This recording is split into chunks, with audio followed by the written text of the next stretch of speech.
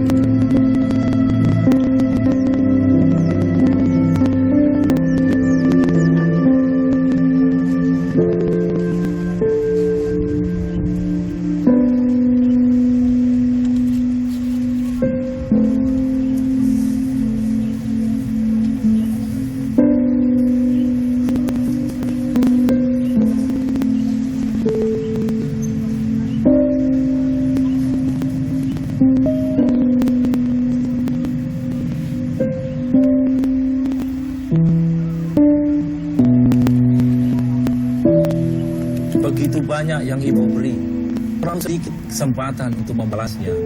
Selamat Hari Ibu. Oke, lihat video tadi, menarik ya? Gimana rasanya? Terharu. Oke. Kalau saya yang ingin saya pastikan bahwa pasti kita merasa bahwa kita seperti anaknya ya, bukan seperti ibunya. Soalnya kalau kita seperti ibunya, berarti kita ibu-ibu dong. Oke, kita seperti anaknya. Maka kita akan melihat bahwa ada sesuatu yang disampaikan dari video ini. Yang pertama adalah rasa haru, gitu ya. Kalau saya melihat secara umum. Lalu kemudian yang kedua apa? Yang disampaikan video ini. Setelah video ini, saya merasakan atau mungkin kita merasakan bahwa habis ini kita harus lebih baik sama ibu kita dan kita harus berusaha untuk memberikan yang terbaik bagi ibu kita. Adik-adik sadar nggak bahwa itu adalah sebetulnya sebuah proses pemasaran, tapi pemasaran dari sebuah iklan layanan masyarakat. Dia itu merupakan sebuah aktivitas atau sebuah kelembagaan ya, atau sebuah proses. Proses apa? Nah, dia udah bikin video itu. Videonya bisa mengkomunikasikan dan mendeliver atau mempertukarkan value apa tuh? Value bahwa kita harus menghargai ibu kita lebih. Kita diberitahu tuh lewat video ini. Lalu kita itu siapa? Kita itu mungkin bukan customer, mungkin bukan klien, tapi kita adalah sebuah lingkungan yang lebih luas dari itu. Nah, jadi iklan layanan masyarakat tadi itu sebetulnya adalah sebuah proses pemasaran yang sempurna, di mana pembuat video berusaha menyampaikan nilai kepada kita melalui prinsip-prinsip pemasaran yang jelas. Dan hebat loh prinsipnya, dia mendelivernya pakai mekanisme pemasaran digital, karena saya dapatnya dari YouTube. Oke adik-adik, rasakan nggak bahwa ada dua jenis pemasaran? Yang pertama tadi di awal kuliah saya sampaikan tentang bagaimana kita menyampaikan diri kita apabila kita ingin memasarkan diri kita. Dan kedua video ini, hal ini menunjukkan bahwa pemasaran ada di sekitar kita. Pemasaran bukan hanya sekedar jualan barang. Pemasaran bukan memasarkan barang yang barangnya kelihatan atau pada konsepsi bisnis. Tetapi pemasaran dapat memiliki arti yang sangat luas, menyampaikan nilai, menyampaikan pemikiran dan ide. Tapi semuanya disampaikan secara terstruktur berdasarkan proses-proses pemasaran itu sendiri. Nah, artinya adik-adik, kita menghadapi pemasaran setiap hari. Hanya saja untuk mata kuliah manajemen pemasaran kita akan belajar untuk menjadi seorang pemasar profesional, seorang yang bisa mengikuti tren dan mengikuti sikap konsumen serta memahami proses keputusan pembelian. Itu prinsip pertama yang harus dipahami oleh seorang pemasar profesional. Apa itu mengikuti tren? Mengikuti tren pada prinsipnya adalah menilai, memahami dan mengetahui apa yang dibutuhkan oleh konsumen dan apa yang diinginkan oleh konsumen, karena itu adalah sebuah kompleksitas yang nyata. Kita dapat mengikuti tren, mengikuti keinginan konsumen, memahami mereka, maka kita akan dapat melakukan tindakan bagaimana kita akan memutuskan, mengantisipasi, dan bagaimana memuaskan kebutuhan dan keinginan tersebut. Dan itu adalah prinsip pertama yang harus dipenuhi oleh seorang pemasar. Jadi, kalau kita bicara tentang itu, maka seorang pemasar profesional akan dapat menyusun sebuah konsep pemasaran atau memberikan gagasan, ide bisnis dalam usaha menyampaikan untuk memenuhi kebutuhan dan keinginan konsumen sambil menghasilkan keuntungan bisnis. Artinya, keuntungan bisnis itu pada dasarnya adalah hasil samping dari proses pemasaran. Jadi, apabila pemasarannya berhasil, tidak mungkin tidak, kita akan dapat memperoleh keuntungan bisnis. Jadi, kembali pada prinsip dasarnya, menyampaikan atau usaha menyampaikan nilai sesuai dengan kebutuhan dan keinginan konsumen.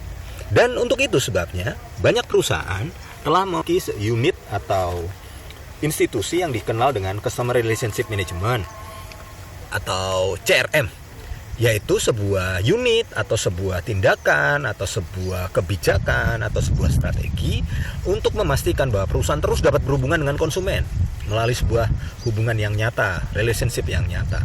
Tujuannya untuk apa sih? Satu, untuk dapat memperoleh informasi dari konsumen tentang apa yang terjadi dan apa perubahan yang terjadi, tentang kebutuhan dan minat mereka. Lalu kemudian kedua, tugasnya adalah mendelivery, menyampaikan berbagai macam layanan untuk konsumen, baik itu berupa informasi, berupa fasilitas yang akan meningkatkan kepuasan konsumen.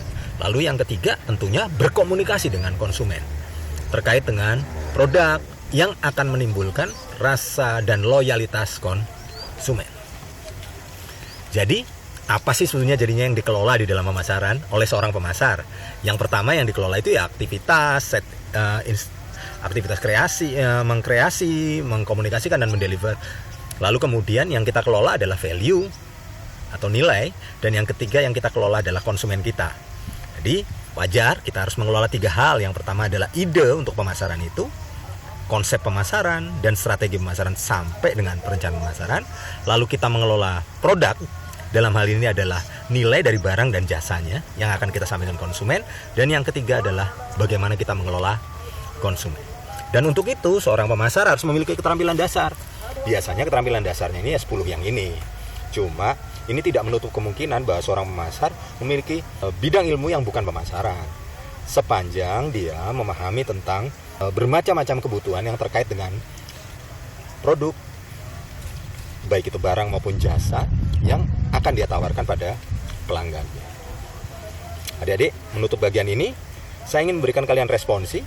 Sini ada 3 pertanyaan. Pertanyaan ini akan saya submit dalam pertanyaannya. Tolong dijawab ya. Oke, saya kira itu dulu pertemuan kita saat ini untuk materi pertama, bagian pertama. Kita akan sambung di video berikutnya. Terima kasih.